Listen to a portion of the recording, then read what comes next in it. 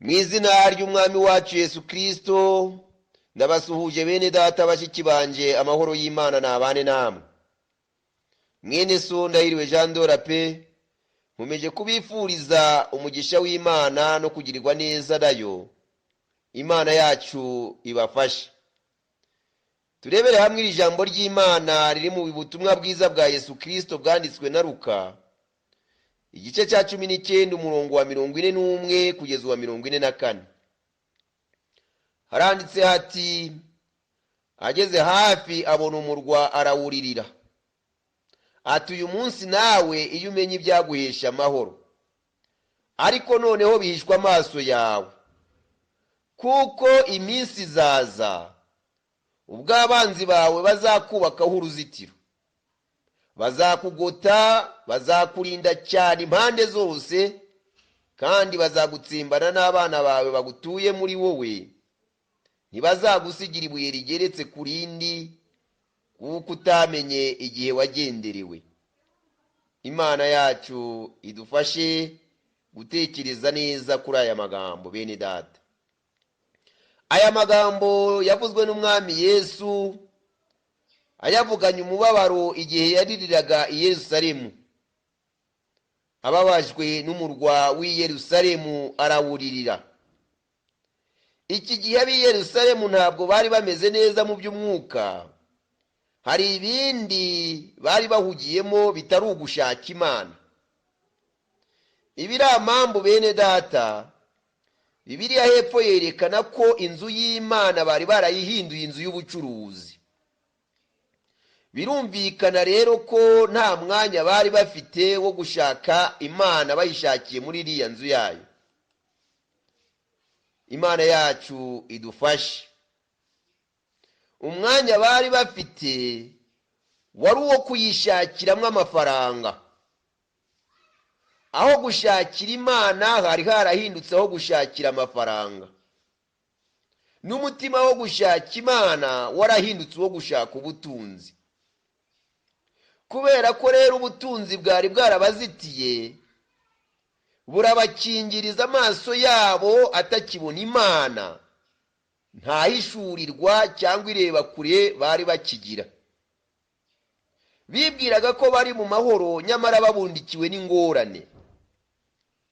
Yesu rero abonye ko bagushije ishano, kubera ko batakigira mu mitima yabo inzira zijya i Siyoni, ahubwo ko barundumukiye mu nzira za Baramu na Dema, arababara cyane. Abonye uburyo uburangare bwabo bugiye kubagusha mu gico cy'Abaroma, kuko biteguraga kubatungura ibyishimo byabo bigahinduka umuborogo, Yesu araturagararira. Imana yacu itugirire neza. Ibyabo byari biteye ishavu n'agahinda bene data bashiki banje, kuko murumva namwe ibintu byatumye Yesu arira kandi atarapfaga kurizwa n'ubusa. Biragaragara ko byari bibabaje cyane. Imana itugirire neza. Imana idufashe. N'ubu Yesu rero aragaragaza umubabaro mwinshi afitiye itorero. Araririra cyane agira ati, iyaba wari uzi ibyaguhesha amahoro, ngo ariko noneho bihishwa amaso yawe.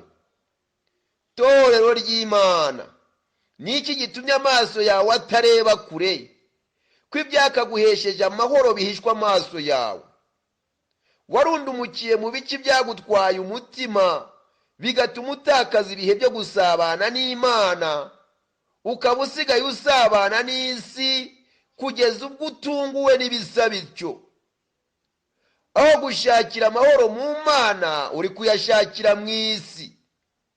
Amahoro utahawe n'Imana y'amahoro, nta mahoro arimo mwene data mushiki wanjye. Nubwo wumva ko nta kibazo, ibyo ni ukwihesha amahoro, si uguhabwa amahoro, kuko ayo siyo mahoro Yesu aha abantu be. Kandi wibuke nawe ijambo Imana yavugiye mu kanwa k'umuhanuzi Yesaya mu gice cya 48 umurongo wa 22, ngo nta mahoro y'abanyabyaha niko Uwiteka avuga. mwene data, mushiki wanjye, iyaba wari uzi ibyaguhesha amahoro, iyaba muri iki gihe wari uzi ibyaguhesha amahoro, iyaba muri iyi minsi wari uhishuriwe ibyaguhesha amahoro, ngo ariko noneho bihishwa amaso yawe kuko utamenye igihe wagenderewemo. Yewe usinziriye we, wari ukwiriye gukanguka ukazuka, maze Yesu akakumurikira ukabona neza ibyakaguhesheje amahoro. Ikibabaje ngo bihishwa amaso yawe. Kanguka, kanguka wa munyabitotsi we, Imana yarakugendereye nawe ntiwabimenya. Imana igufashe. Warundumukiye mu by'isi, utakaza ibihe byawe byo gusabana n'Imana, ngo Imana iguhishurire, ugirire kure, umenye ibyakakugiriye umumaro. Imana ikugirire neza, Imana iguhishurire iby'aya magambo, maze ukanguke, Imana ikugirire neza, ikumenyesha ibyaguhesha amahoro. Imana igufashe. Mwami Imana yacu, se w'umwami Yesu, aya magambo ageze mu matwi y'abantu bawe, ndakwinginze ngo uyahe ubugororangingo, kugira ngo abashe kumvikana neza no gusobanuka by'ukuri mu mitima yabo, maze Mwami Imana yacu bibaheshe kumenya no gusobanukirwa ibyo bakwiriye gukora n'uko bakwiriye kwitwara mu minsi nk'iyi, kugira ngo Mwami Imana yacu babone amahoro yuzuye, be gutungurwa n'ibihe bitari byiza, kandi bafite Imana imenya byose ikabihishurira abayo. Urakoze, mbisabanye ukwizera mu izina rya Yesu, amen.